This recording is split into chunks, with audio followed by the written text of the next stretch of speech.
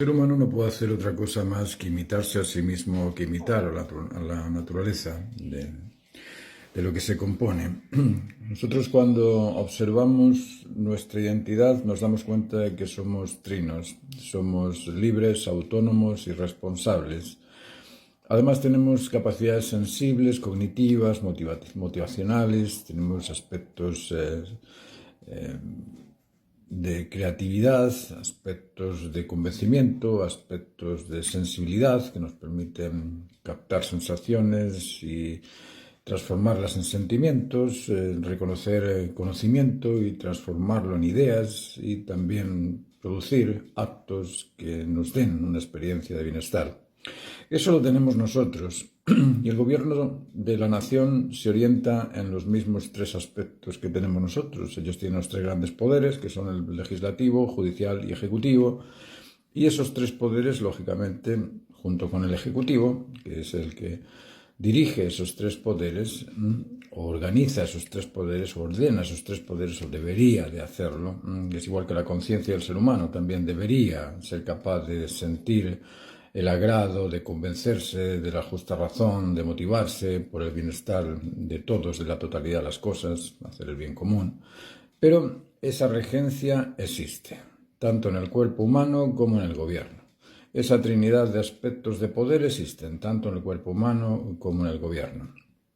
Pero hay otras cosas también que son curiosas. Nosotros tenemos un centro y una periferia. Nuestro centro es el cerebro. Bien, el cerebro está ahí como centro de regencia del cuerpo. Igual que existe el gobierno, el lugar donde está el gobierno, ahí está el centro, la regencia de la nación. Y ese centro está compuesto por una constitución y un tribunal constitucional, que es el que evalúa si todos los actos son de acuerdo con la Constitución o no son de acuerdo con la Constitución.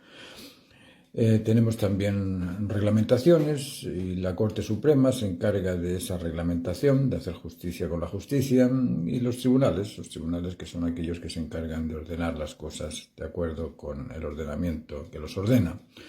Lo mismo tenemos nosotros en la mentalidad humana. Tenemos los valores de plenitud, tenemos el valor del juicio justo o de la justicia y tenemos el valor del cumplimiento del deber. La voluntad supuestamente está en favor del cumplimiento del deber máximo, de ese deber que le gratifica más, de ese deber que le beneficia más, de ese deber que le crea mayor bienestar. La voluntad se motiva en la expectación a disfrutar de un bien.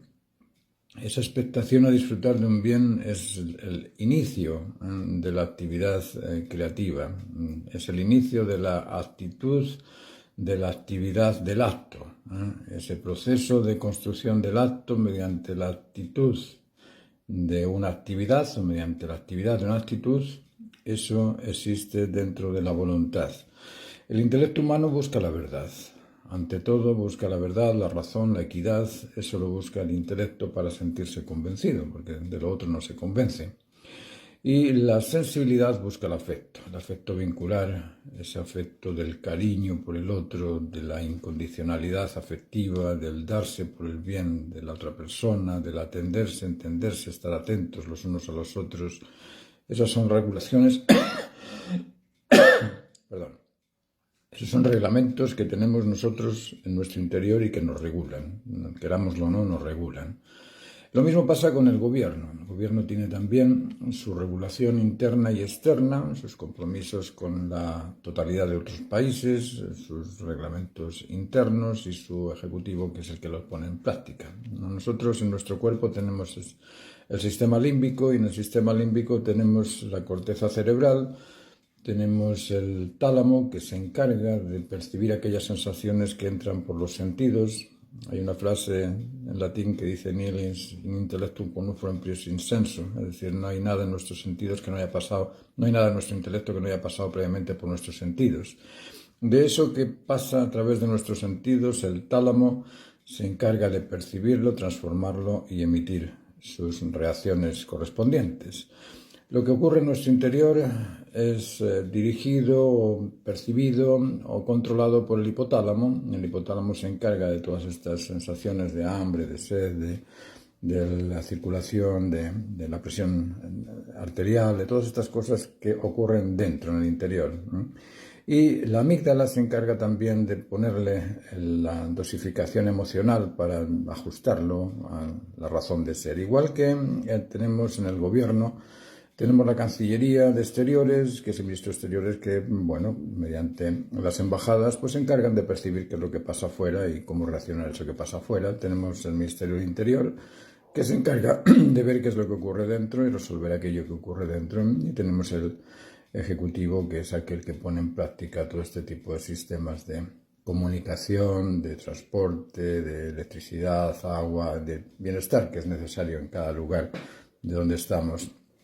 Como os digo, estoy haciendo una serie de vídeos sobre estos temas y los estoy subiendo poco a poco, los voy a enumerar para que los vayáis conociendo de a poco. Y si estáis interesados por esto, os pediría que me sigáis, y en ese seguimiento vais a ir encontrando vídeos correspondientes para que podamos tratar de comprender cuál es el paradigma del comportamiento natural humano.